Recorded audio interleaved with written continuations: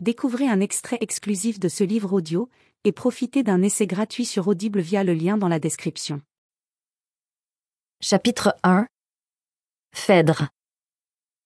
Retour à Cornehotte. 3 octobre. J'ai laissé derrière moi les étendues rougeoyantes du Québec, et si la Creuse est bien différente de mes terres canadiennes, l'automne y est aussi captivant. Partout, les feuillages dorent et roussissent, offrant à mes yeux émerveillés une palette de couleurs extraordinaires. J'aime quand l'été se termine et laisse place à la magie d'octobre. Tout est plus romantique et chaleureux.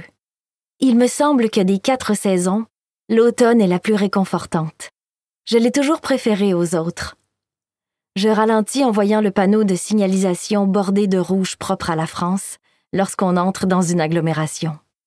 Vitesse autorisée, 50 km/h. 200 mètres et on passe à 30 km/h.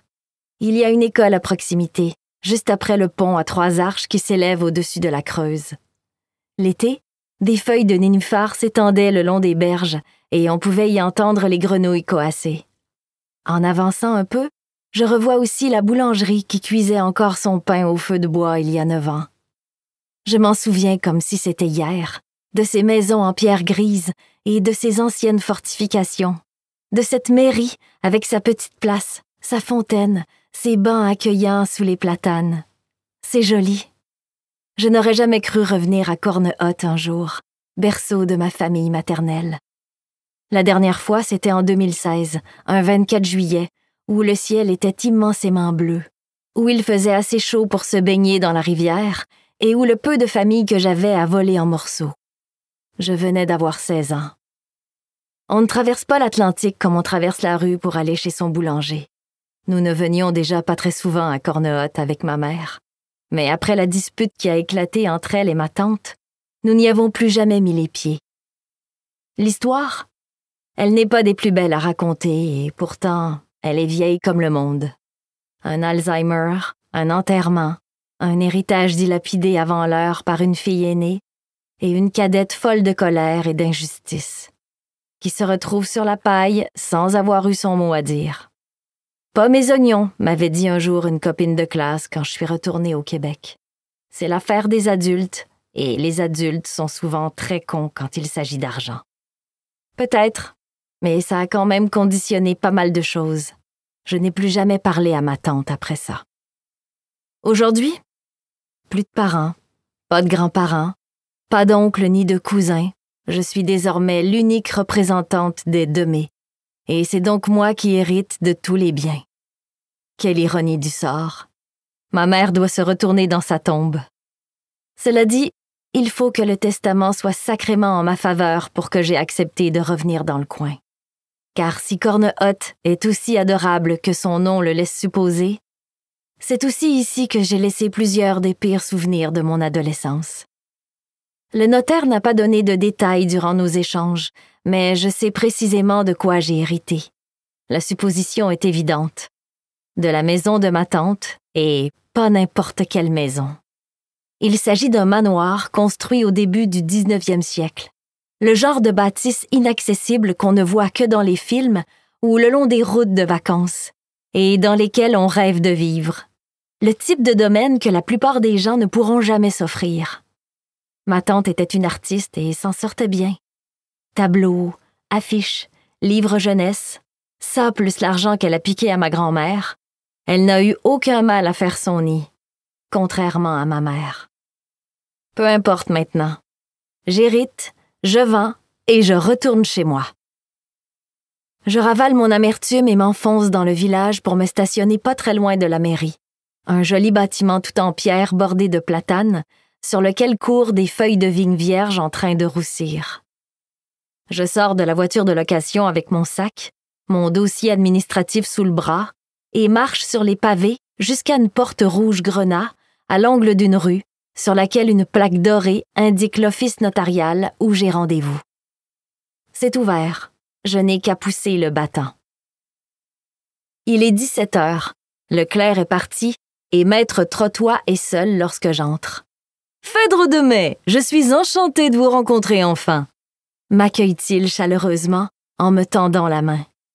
Vous êtes le portrait de votre tante. Vous l'a-t-on déjà dit? Quand j'étais gamine, on me le faisait toujours remarquer, ce qui agaçait prodigieusement ma mère. Maître Trottois sait-il à quel point ce n'est pas un compliment pour moi? J'en doute. Je suis presque certaine que ma tante a dû jouer les victimes. Ou pire, mentir à notre sujet et raconter qu'on était des sauvages aigris, ma mère et moi. Qui sait? Avec un hochement de tête de convenance, je lui serre la main sans répondre à la question. « Bonjour, maître. » Ce n'est pas la porte à côté, alors je suis ravie que vous ayez pu faire le déplacement. Prenez une chaise, je vous en prie. Vous logez à Corne-Haute ce soir? Non, à Guéret, du moins pour cette nuit. Alors je vais faire en sorte que ce ne soit pas long. Les jours raccourcissent, je ne voudrais pas que vous rouliez de nuit par ma faute. Vous voulez boire quelque chose? Un thé? Un café? J'ai les deux. Que d'amabilité chez cet homme.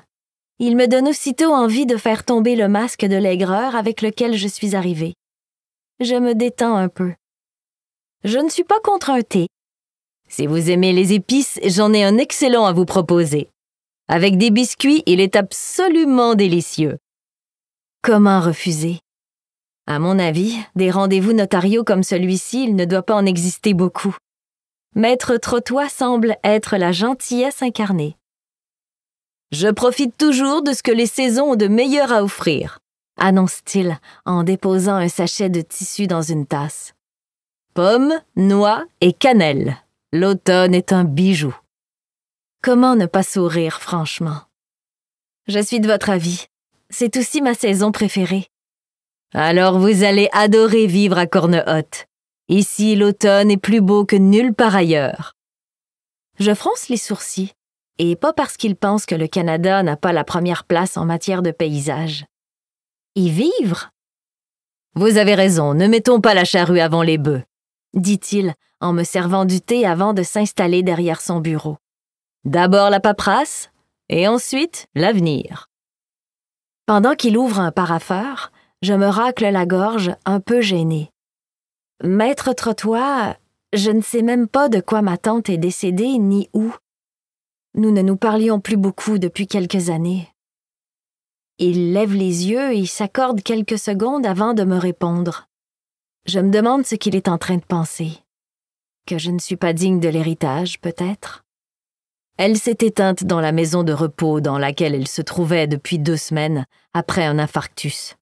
Son cœur s'est arrêté de battre dans son sommeil. Il était extrêmement fragile. Votre tante le savait depuis longtemps. Elle avait déjà eu plusieurs alertes. C'est pourquoi elle a pris toutes les dispositions nécessaires, et en ce sens, tout est parfaitement ordonné, dit-il en tapotant sur son dossier. D'accord. Elle et moi n'étions plus très proches.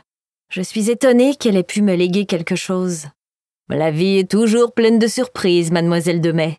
Il s'agit de prendre les choses comme elles viennent. Comme j'acquiesce sans rien ajouter, on ouvre la séance. D'abord, il revoit avec moi mon état civil. Phèdre Demey, de nationalité franco-canadienne, né à Montréal, Canada, le blablabla. Puis il parle de succession dans un jargon qui manque me faire bâiller à plusieurs reprises. J'ai atterri la veille à Charles de Gaulle et après seulement 4 heures de sommeil et un décalage horaire épouvantable, j'ai conduit 6 heures pour arriver ici. Je suis loin, très loin d'être aussi fraîche comme je le voudrais, mais on en vient quand même aux faits. Livre audio complet gratuit disponible en description de cette vidéo.